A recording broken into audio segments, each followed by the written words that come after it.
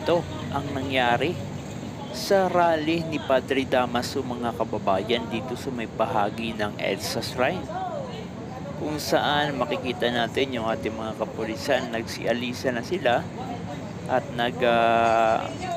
ayos na sila ng kanilang mga gamit. Iniwan na nila yung sinasabing rally ni Padre Damaso. Dahil nga mga kababayan, yung rally ni Padre Damaso dito sa EDSA ay hindi naman po nangyari at hindi ko alam, may mga dumating pero nagsialisan din.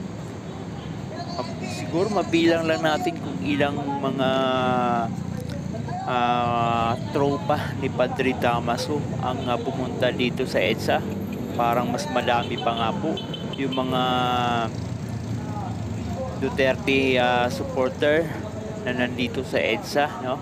Kikita natin mas madami pa tayo dito kumpara po dyan sa sinasabi na rally ni Padre Damaso. Maging itong mga kapulisan na nakaantabay dito sa bahagi ng EDSA ay nagtataka rin, sabi nila kasi pinakalat kasi nila na mayroong rally dito. Siyempre naghanda itong ating mga kapulisan pero wala pong nangyari o wala pong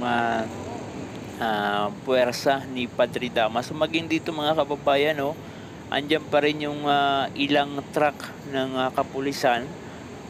Kanina ay napakadami niyan pero unti-unti silang nagsialisan kasi nga negative, tila naglaho yung sinasabing rally ni Padre Damaso. Makikita niya, no? Ayan. Dito sa loob, sabi nila, meron daw mga tao sa loob ng simbahan. Pero kung mapapansin natin, kung hindi lang tayo makapasok doon kasi posibleng harangan tayo ng ating kapulisan kapag tayo po ay nagbibideo. Ayan. Merong mga tao sa loob, baka pwede sa ating sabihin na mga nagsisimba lang yun, pero wala namang pong nangyayaring rally. So nasaan yung sinasabing rally ni Padre Damaso na mangyayari daw dito sa may EDSA Shrine? Ayun ating mga kapulisan, ayan, nagsisialisa na sila. Kanina napakarami yan dito, ngayon ay wala tayong makikita wala tayong makita mga nagrarally. Yung ating mga kapulisan nagsisialisa na kasi nga ay tila naglaho talaga ito. Hindi ko alam kung ano ba ang ginawa ni Padre Damaso. Ayun, sabing bakit daw pinangalan ng Padre Damaso? So hindi ko alam kung sino ang nagpasimula na tawagin niya na Padre Damaso. Comment po niya dyan sa ibaba. Comment at like and share nyo rin mga kababayan. So according dun sa na-search ko noong time ni Dr. Jose Rizal, si Padre Damaso ay isang pare na ginamit ang kanyang kapangyarihan to violate, para mamuwersa, at siya po ang most corrupt na priest, pare sa Spanish colony, o baga sa panahon ng mga Espanya dito sa Pilipinas. So siguro dahil nga ginamit niya yung kanyang power, pero mga kababayan, hindi po lahat ng mga kaparianan dito sa Pilipinas ay ganun. So hindi naman natin pinangalanan kung sinong pare yan. Basta sabihin lang natin Padre Damaso, para baka kung ano na namang sasabihin nila na binabakbakan sila, pero yun na talaga. Pero hindi naman natin binigyan kung sino ang pare na yan na nagpasimula na magsagawa daw sila ng rally dito, pero wala pong nangyayari o wala pong nangyaring rally. So nandito tayo hindi po para makigulo at awayin yung mga nagrarally na grupo ni Padre Damaso. Nandito tayo para ipakita na wala pong mga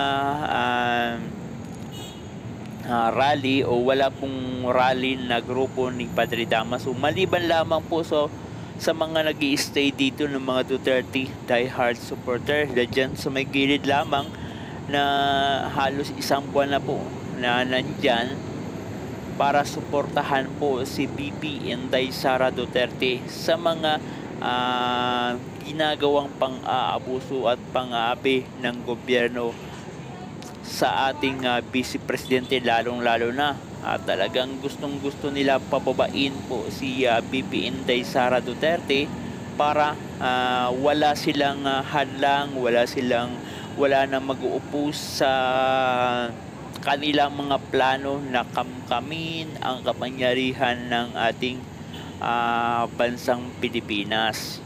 O ayan mga kababayan.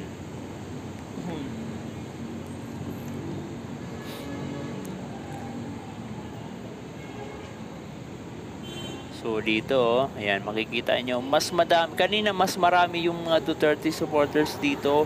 Nung nawala po, ay sabihin na natin, wala pong nagpakita ng mga grupo ni Padre Damaso, ay sabi nila, uwian na rin tayo kasi wala tayo, hindi natin makikita yung grupo ni Padre Damaso, kung sabihin natin nanlilangaw, no? Parang hindi naman nilangaw, baka si Padre Damaso lang ang dumating mga kababayan. Tapos may chismis dito na naririnig tayo na hindi daw po dumating ang mga grupo ni Padre Damaso kasi hindi daw po nagkasundo sa bayaran, kaya hindi pumunta. So yan, chismis lamang po yun na naririnig natin dito, baka magalit na naman po kayo, ha. So ayan ang kaganapan dito po sa EDSA, na sinasabi nila na darating daw po ang grupo ni Padre Damaso. So ikaw kabayan, ano ang masasabi mo sa video na ito? I-komento mo na dyan sa ibaba at huwag mo rin kalimutan na i-click ang subscribe at like button. At sama-sama po tayo mga kababayan na suportahan ang ating Vice Presidente, lalong-lalo na sa panahon ngayon na gustong-gusto ng mga buwaya ng pang-abuso sa kapangyarihan na matanggal siya para hindi na siya makatakbo sa 2028. Kasi kung ma-impeach po yung ating VP Inday Sara Duterte, parang wala siyang rights na tumakbo na sa 2028, at yun po ang gustong hadlangan ng mga kalaban na gustong-gusto na siraan si VP Inday Sara Duterte at magawa nila ang hindi nila magandang gawain dito sa ating bansang Pilipinas.